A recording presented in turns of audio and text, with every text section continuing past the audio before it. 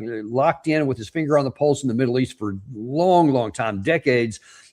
Scott is the founder of the Scott Horton Academy in Foreign Policy and Freedom, which features long-form courses from Scott and his colleagues. Highly recommend you go taking some of those. He's also the author of a bunch of books, one of which is, I guess, the most recent one is Provoked, about the Russia-Ukraine war. And he also hosts the Scott Horton Show, which I've been seeing for, I guess, kind of decades, right? You've been doing this for a long time, right, Scott? Yes, sir. I'm almost 50. In fact, I'm a July 76 baby. And then, yeah. Happy birthday. Oh, thank you. I've got 6,200 something interviews for you at scotthorton.org. So I've been already doing this a long time. The first time that I interviewed you, which would have been probably 12, 14 years ago, something like that. And I know that so much of your audience probably is new and young, and they don't know that you're a genuine American hero, and not for fighting in the wars, but for telling the truth about Barack Obama and Robert Gates and David Petraeus and Stanley McChrystal and Mike Mullins, and for that matter, Hillary Clinton's evil, failed escalation, surge, counterinsurgency campaign in Afghanistan 2009 through 2012, and how you came out and told the world that Petraeus and therefore all of them are damn liars, and that the war was a loss, and we should have cut our losses and got out of there then. And at great risk to yourself, you're still a lieutenant colonel in the Army at the time when you did that, and people can read all about that in the Armed Forces Journal. And so, is it this hand or this hand? I don't know, but I think it's this. Yeah, well, right. You're a great man, Davis. I'm very happy to be on your show with you today, sir. How are you? Well, that's very kind, and we're honored to have you on their show as well, because you have such a rich history. And one of the things I've always been amazed about your books, in fact, that Provoked, I guess I don't have it in handy here, but it's over on my shelf over there, is that like maybe a third of the book is resources about all the sources that you have had. This is not just you riffing on what you think, kind of like I do here, I guess, but you actually have source material. So the facts are absolutely written out there. And that's one of the things I think that sets you apart from so many others, and why I'm eager to have you on today, because that kind of baseline foundation, understanding and knowledge really illuminates. My first interview of you after you blew the whistle on the whole thing, where I asked you, that. Yeah, but what if instead of David Petraeus, you had a talented general in charge? And what if he had 500,000 men instead of just the 150 or whatever it was? I'm sorry. And then would that have worked? And you said, nah, that would have still been a fool's errand. Because President Trump has been making some, and listen, I got to caveat this by saying some strange things. And I know you're like, wait, everything he says is strange. No, there's a new level of strange going on here that's almost within the context of a single soundbite contradictory. Let's start out, first of all, by saying that he said, this was on Air Force One last night, that basically the war is already over. So I don't need to continue it on because we've already won. You've won militarily, and you don't want to go back, as you're going to see in the next soundbite I have from a different interview also yesterday. Then you're going to say, well, then where does that even leave? Logically, how can we have already won the war? I don't know if they're going to make a deal. I don't know if I want to make a deal. What does that leave, Scott? Perfectly capable. Yeah. So they can still reach out and touch someone all up and down the Gulf and wherever they want in the region, as they proved over the last couple of days. So, but then, so what are we to read from his statements about what he means about the deal? I think, don't shoot me, take that to mean that the talks are still on. What choice does he have? He already lost. When he called ceasefire on April the 8th, that was just after he was saying, I'm going to obliterate their entire civilization and all that, because essentially he'd run out of good military targets that they could do anything about. And it hadn't worked, right? You can't win a war from the air. Strategic bombing doesn't work. That's why they resorted to all the terror bombing in the Second World War, is because no matter how many times they bombed the train station, it didn't make a difference. And so same thing here. You know, they're trying to figure out how to force them to capitulate. Well, we could firebomb them like Tokyo, or just call it off, because nothing that we're doing here is working. We're out of options, and they still have missiles, and we're running out of interceptors. They're able to hit all of our bases, light up all of our assets, all up and down the region, and economic targets all up and down the Gulf. That's why he called it quits in April. And so this whole time really should probably be mostly regarded as, you know, our view of his theatrical attempt to somehow save face while losing this war. But when they say restart it, all the hawks can cry, restart it. Well, as you already know, you do the thought experiments, none of them play out. We are not sending in the entire Army and Marine Corps. We're not conscripting 10 million men and doing a D-Day level invasion of Persia like World War II. The president just does not have the political capital to do any such thing. It's just, forget that is not happening.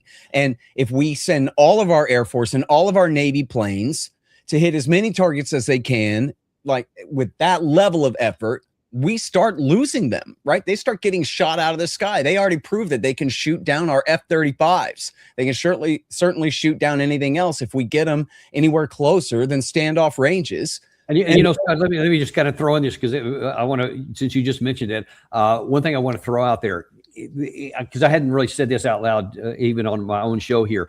This idea that if you did mobilize and got 10 million people, because I think we had 12 million during the height of World War II. If you did that kind of thing and you had a D-Day style, all right, we're just going to plow through it and we're going to do the same thing we did there. And we're going to, just like we rolled up to Berlin or however far we ended up getting there, we'll do that same thing there. That would never happen, because when we invaded Normandy, it was basically hedgerows and plains. It was wide open all the way through to Paris. I mean, the defender, and because you have to go through these channels and you have the high ground, obviously all over the place. So even that is not an actual option.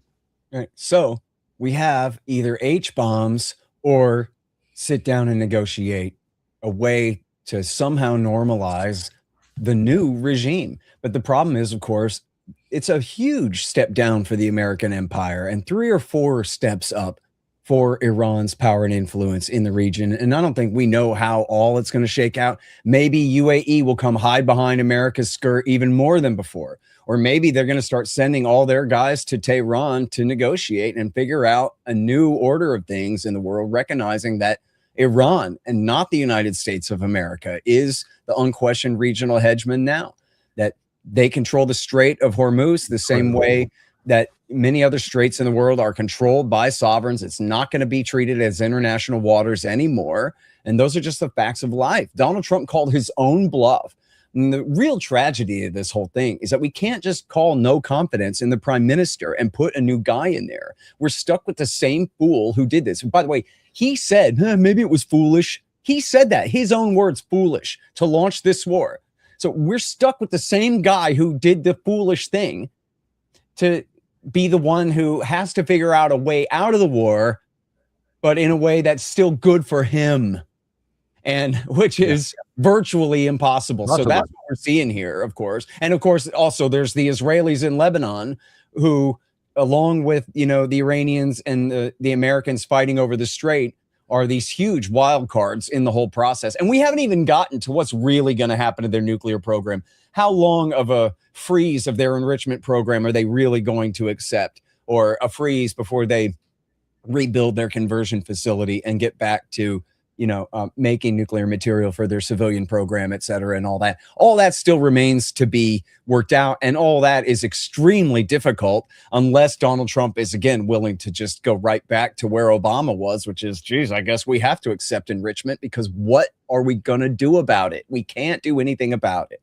So fine, just don't make a bomb and you can have your civilian program, which is right where we were before anyway.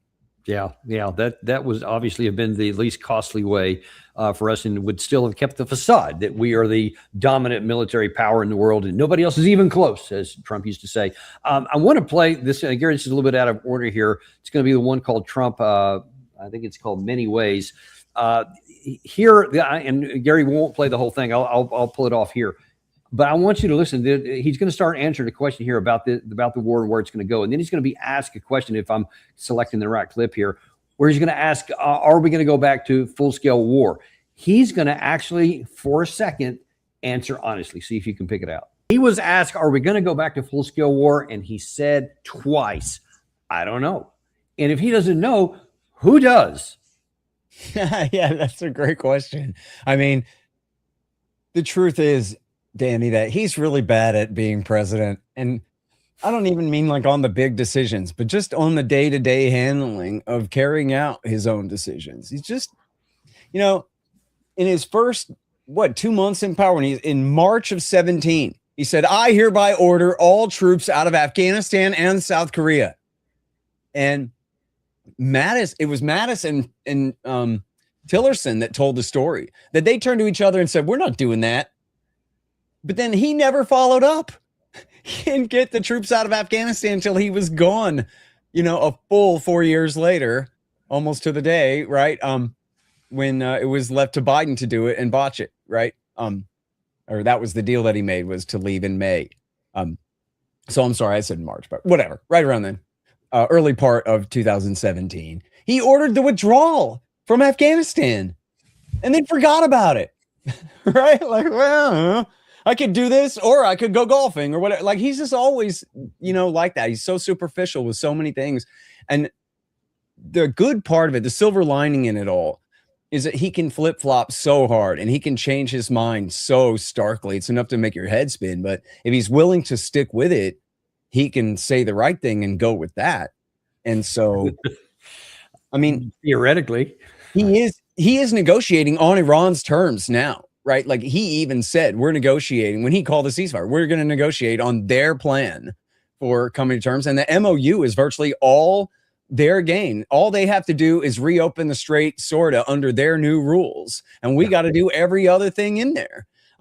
And so, as I was joking before that, he demands unconditional surrender one day, he unconditionally surrenders the next. It's all, the good thing about him is maybe he doesn't even realize when he's losing face, and he doesn't really give a damn, because he just figures you can't tell either. So there are possibilities there, right? For him to just say, right, like a cat that slams into the screen door, that just, of course I meant to do that. Everything is proceeding as I have foreseen. This is exactly what I wanted to happen. And now I'm the greatest president ever. Boy, you thought I was better than George Washington before, but now look at this, everyone. And just go ahead and call it that. And he could do that, but he's got to be willing to do a couple of things, which is really lose face on the new status quo in the Gulf. And he's got to be willing to tell Benjamin Netanyahu, no, and I really mean it, you got to get out of Lebanon, or else my new thing cannot stand. Yeah, Netanyahu right now doesn't seem to be afraid. So. No, and probably for a good reason. When you take morality out of it, why would he? More on Israel in a minute. But speaking of the flip-flop, I'm not sure of the sequence of these comments. Both these sound bites, the one I just played for Trump and the one I'm about to play, or from yesterday. And I don't know which was made first, but it seems like somebody heard him say what he just did that we just played for you, where he said, I don't know. And then subsequently at a different interview, he was asked, are we going to go back to full-scale war? And this time he said, he seems to have this idea that, look, I'm just hitting them now tit for tat, and I'll go 20-1 and I'll hit all this stuff there, and then they won't do anything, or they'll fire back and then we'll be done. So it won't go that long, because he thinks that he has dominance control, or at least control over how things go. Do you think that's a safe bet with Iran? Almost. I mean, I agree that is what's happening here, right? This is someone told me that Chas Freeman coined the phrase, it's a ceasefire with Israeli characteristics, right? So in other words, it's actually, the ceasefire is not off, right? The MOU, again, that statement about the MOU being canceled was off the cuff in response to the lady's question. It was clearly not a pre-thought out policy change there. And so, yes, I think I'm not saying, it's a safe bet that you should do diplomacy this way or whatever, but I'm saying I believe my speculation about how this is going is that the Americans and the Iranians may even have like sort of a whispered understanding that, like, look, there are going to be tit for tat problems in Lebanon as well as in the Strait as we finish this process to get these talks done, but we're just going to have to do it anyway. And because Hezbollah is a little bit rogue, and Iran has to make some effort to rein them in. And the Israelis, of course, are completely loco. And it would only be at the final end of the negotiations where Trump can really put his foot down and say, okay, today we're signing, and so you have to back down now. And so I sort of presume that it goes without saying that stuff like this is going to happen in the meantime. And I truly am hopeful that it will not lead to a real outbreak of war. Because again, I think the facts of life are just, they don't have any real military options there either. And by the way, the Iranians, they've already gained everything that they have to gain, right? Their new strategic position is already secured.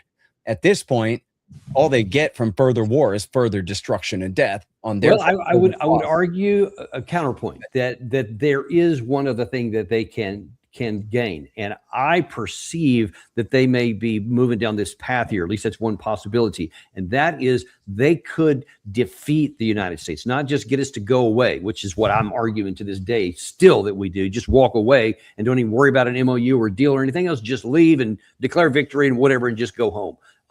That's the least costly way to get this done.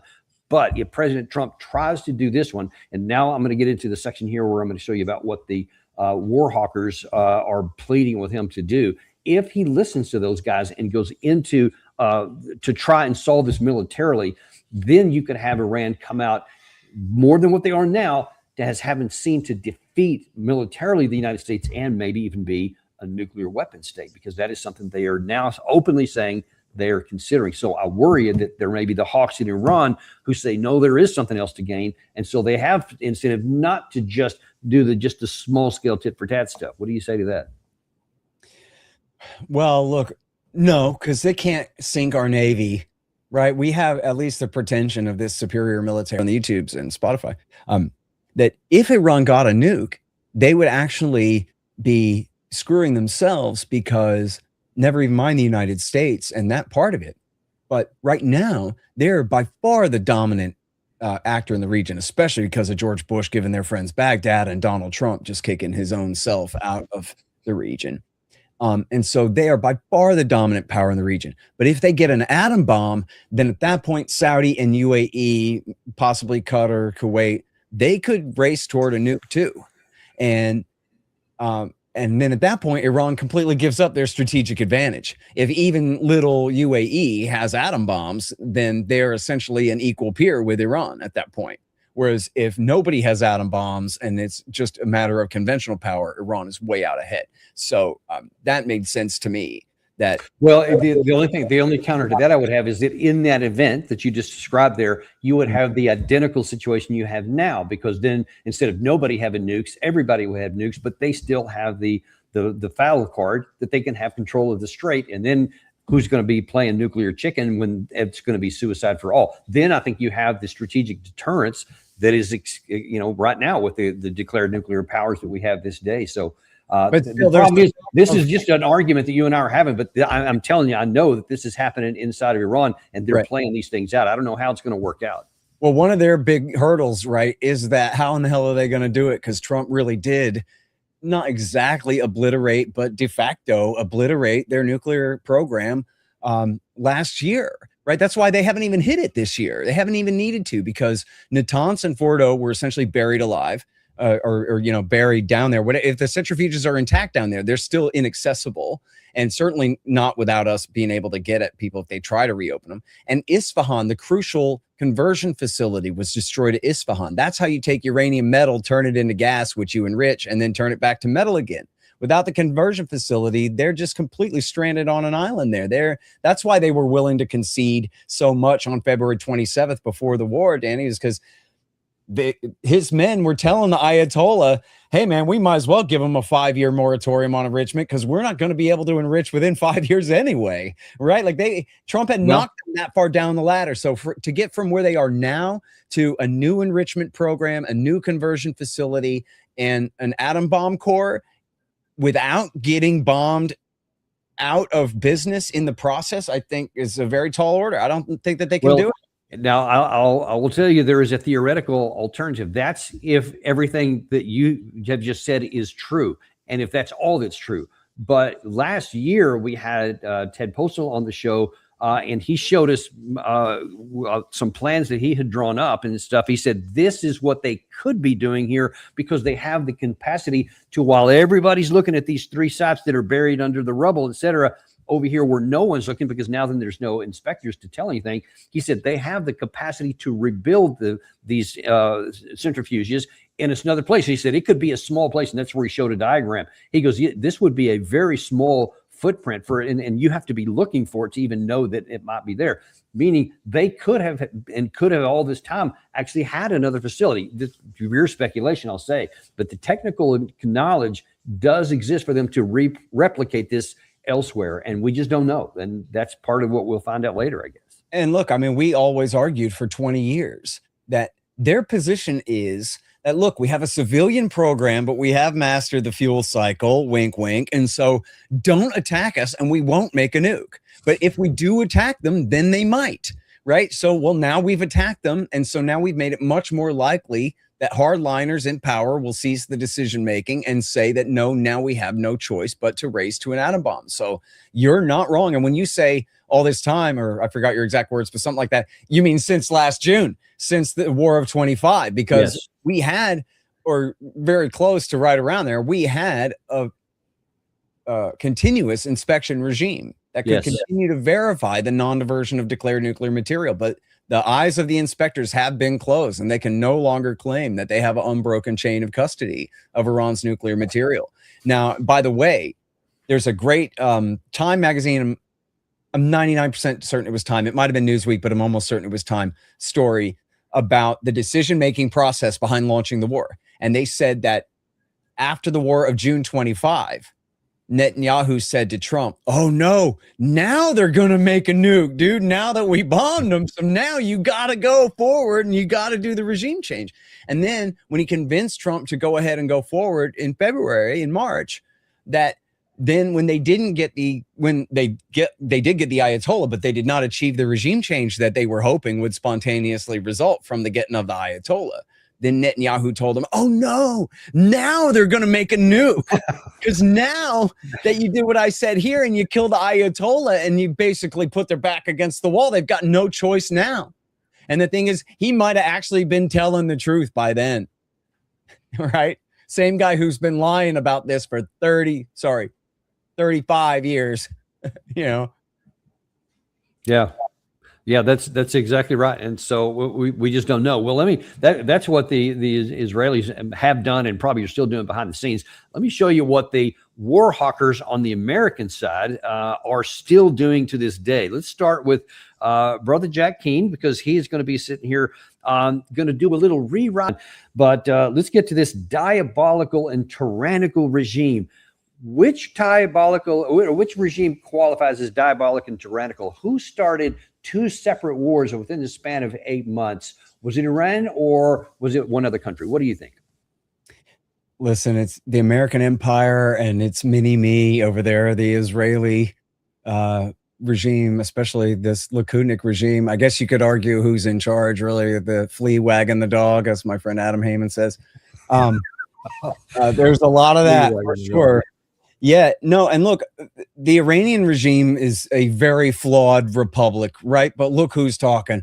And as far as popular sovereignty, I don't believe in such a thing, really, social contracts and whatever. Nobody ever asked me to sign on any actual dotted line. But you look at the actual millions of people turning out to mourn the Ayatollah, and including they took his body to Iraq for everybody to mourn him there, and then they took him back to Iran again before his final burial. You got millions and millions of people coming out to mourn this guy at a public funeral. That would never happen for W. Bush or Hillary Clinton or any of these people, Donald Trump for that matter. Nothing like that. 45,000 to 54,000. Sure. Yeah. And as Caitlin Johnstone said, the Australian leftist, that she said, you know, the reason that they're all over the place with these numbers is because there are no numbers. They're completely making this up. And it's completely false. And so that's why they're all over the place. But here's the problem with that. Okay. On the face of it, obviously, they're just trying to jerk your chain and get you emotionally invested in. Somebody has to stop these bad men. And it should be us, since we're the good guys and all of this crap, like they always do. But there was a real insidious part of that too, though, which was that the implication behind the massacre was 45, 50,000 people, whatever it was, the number that they're throwing around. It was that the regime had to massacre 40,000 people in order to get the presumably other millions of them, or hundreds and hundreds of thousands of them, to give up and turn around and go home. But it was a massive popular revolution taking place among the whole populace of the country. And it took these absolute, imagine massacring 40,000 protesters. Boy, that's a big protest, right? Like that might be what it would take to force the millions of mourners for Khamenei to go home right now, right? Millions and millions of people out there. Massacre 40,000 of them. The others will probably give up and turn around maybe, right? That's the implication of those numbers. That was never true. It was just a few, mostly bought and paid for mercenary Kurdish groups from the fringes of the country that had no support in Tehran or maybe outside the yuppiest of the suburbs of Tehran. But you know what? If somebody, and they crowed, remember when they killed the Ayatollah, they showed video of liberals in Tehran cheering that he was killed.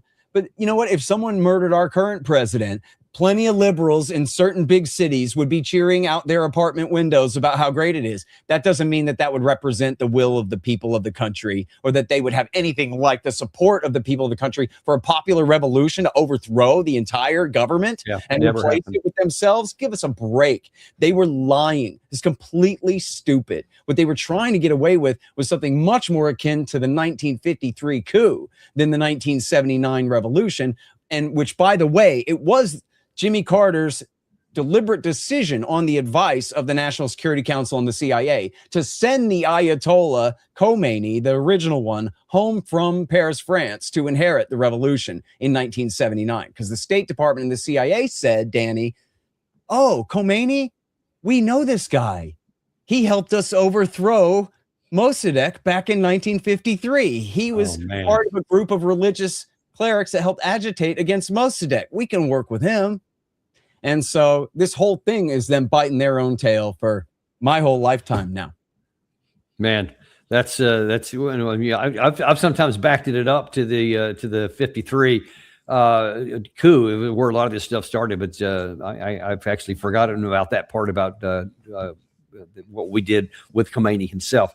Coming back to today, so lying is one thing. You can lie and try to get something to happen your way because you think that it can work out good. This one is a little bit harder for me to get my head wrapped around, because this is going to be a former, I think, 3-star general, somebody who was a division commander of the 82nd Airborne Division, General Keith Kellogg, former national security advisor for the vice president in the first Trump administration, and his envoy in various places during this one here. And that he's going to now argue, like Jack Keane, much more forcefully, that we need to go back to full-scale war. But, well, let me go with that. Listen, why would you argue? Just open the strait, just tell them to knock it off with their allies, and then that's it. We'll go in. President Trump, this is shocking to me, actually listens to this guy. By President Trump's announcement, and by Kellogg himself, and some of the stuff Kellogg has said, he has subsequently done. So we can't just dismiss this as this crazy guy. But what the hell, man? What is going through the minds of people who say stuff like this when they have hard evidence that doesn't work already? Why is he going to advocate trying it again? What do you think? We're going to build a wall. We're going to make Iran pay for it. What's the problem, man? America has obviously found a magic lamp, and we can make magic wishes, and the genie will make them all come true. And yeah, you're forgetting our obvious major strategic advantage there with the magic, Danny. No, otherwise, I'm reminded of Colonel McGregor, your colleague, and his opinion of Keith Kellogg, not very intelligent. Yeah, that's right. He does not seem to be very intelligent. And really, anyone watching that ought to be able to tell he's just blowing smoke. We cannot do any of these things. If we could, we would have already done it. That was it. Force open the strait. And I guess maybe you and I are skipping a part because it just goes without saying to us, but maybe we should be more explicit about this. And you can correct me if I'm wrong, because what do I really know? You know a lot more about this stuff than me. But it seems like if we were willing to commit all of our Air Force and Navy to the opening up of the strait, and we were willing to risk all of those planes and all of those pilots and aviators' lives to do so, and we're willing to spend essentially all of our East Asian and European and whatever weapons stores to do so, like probably we could rain that kind of hell down on them. But you just have to be willing to accept all kinds of coffins coming home at Dover and all that right before the elections and all. You'd have to be willing to get into a war that would be much more destructive to American life and obviously to Iranian life as well to achieve that. But I think that's what Keith Kellogg is saying, right? Is that there is no price in servicemen's lives that is too high that he's not willing to pay it.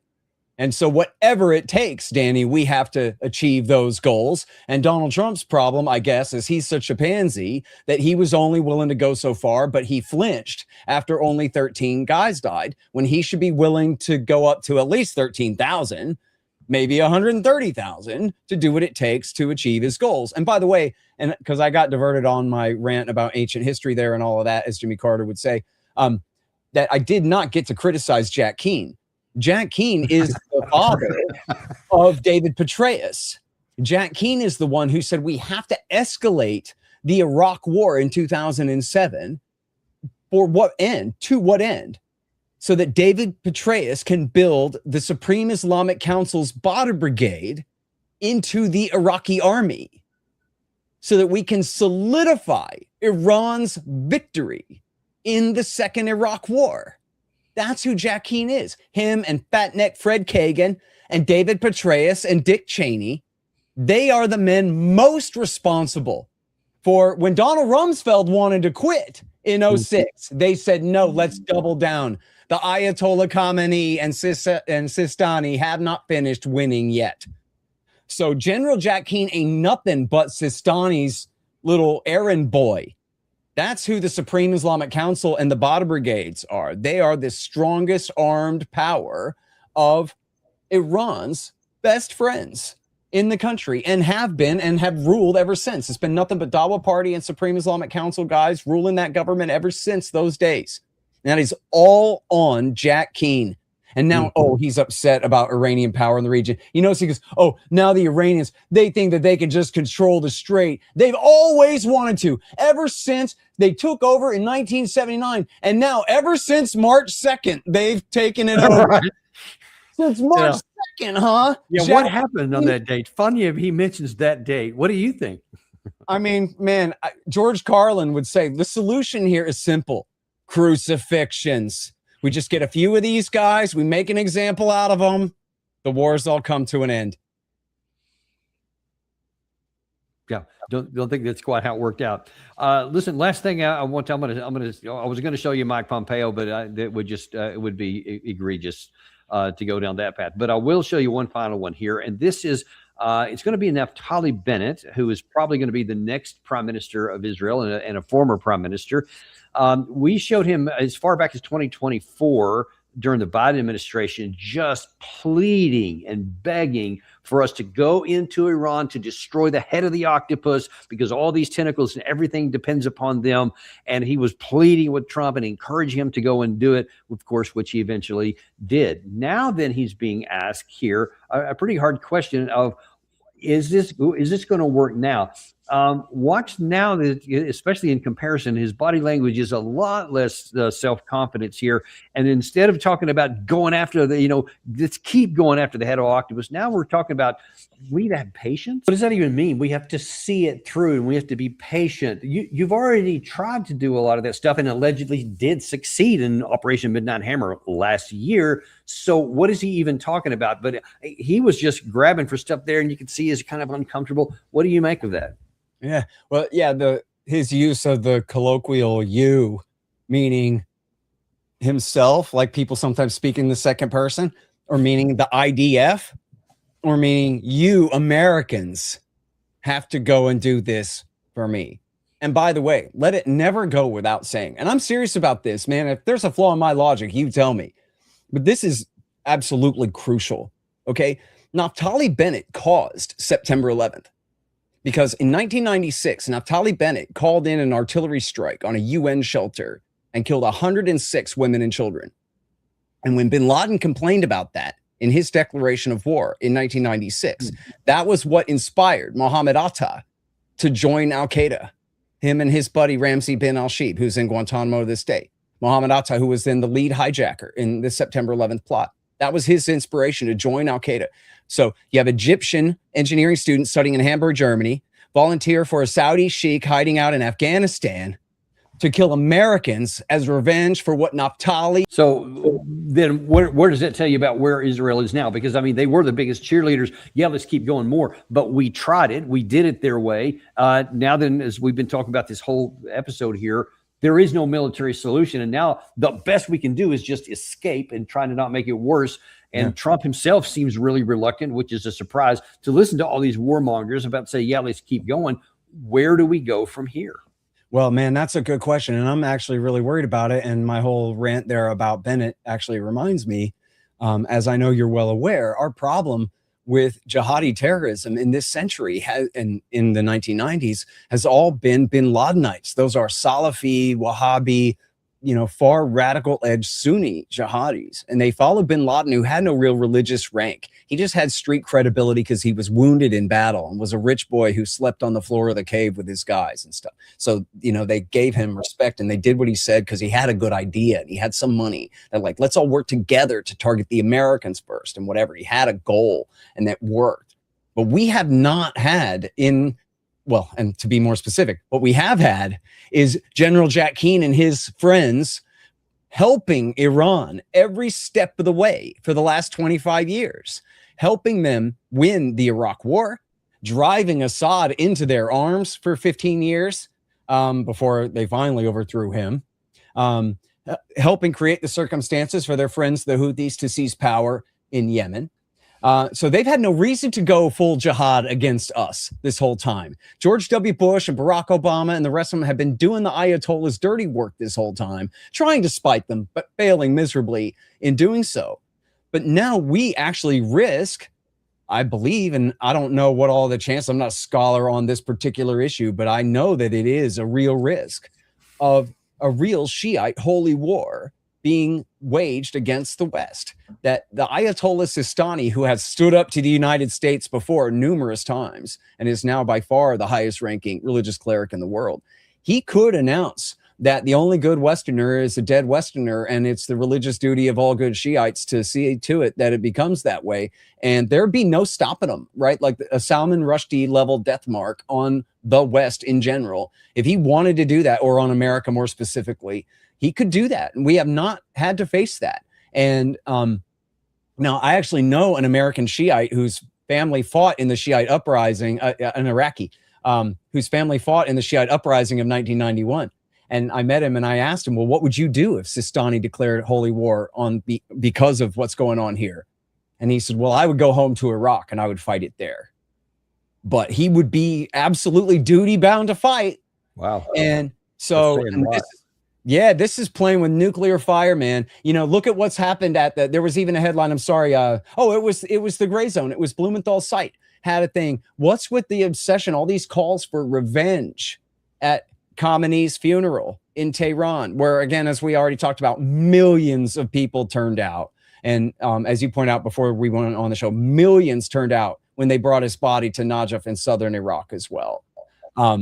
And they're crying for revenge on Donald Trump because Donald Trump targeted and assassinated. And that's the kind of fire that Donald Trump has been playing with in this war too. And I ain't trying to encourage it. But look, on the day they started the war, a guy who presumably was a Shiite, maybe not, but a guy, an immigrant from Sierra Leone in my hometown here in Austin, Texas, he grabbed an AR-15 and he went down to the bar on 6th Street and he shot 18 people, killed 3, and wounded 15 more, which is just a miracle that he didn't kill more with a rifle. And because he went down to 6th Street, the most obvious like tourist trap type drinking spot in Austin, where there are cops standing on every corner. So cops were able to immediately engage him and take him down. If he had one friend with him, that would have been known as the March 1st massacre, like absolute, national news in memory forever kind of thing. It could have been that bad. And it was immediate direct blowback from this war. The guy put on a shirt with an Iranian flag and a picture of Khamenei on it. And he went down and killed 3 people in my town, Danny, immediately, right away, initial blowback from this war. So we could be dealing with much worse than that. And the simple solution is to just stop intervening. America's not supposed to be an empire in the first place anyway. F the Middle East. Who cares which oil companies are bringing hydrocarbons to market? I don't. I'm a free market guy. I don't think that it's the job of my government to make sure that it's Exxon or Texaco instead of British Petroleum or whoever doing it. I don't give a damn about that. And I surely don't give a damn what happens to Israel. We have no business over there at all in the first place. That's the, and just think about this vast nation that we live in and the absolute infinite number of defenseless soft targets in this country. The only way to protect this country from terrorism is to stop intervening in the Middle East. It's as simple as that. Well, I can't improve on any of that. And that just gets at the likes of the Jack Keens, the Kellogg's, the Mike Pompeos, and fill in the blank, that we have to be dominant. We have to be the indispensable nation, as some on the left want to say, whatever. It's all part of the same sickness and must change for our own national security. And I thank you for bringing a lot to that. Thank you. Absolutely. Thank you.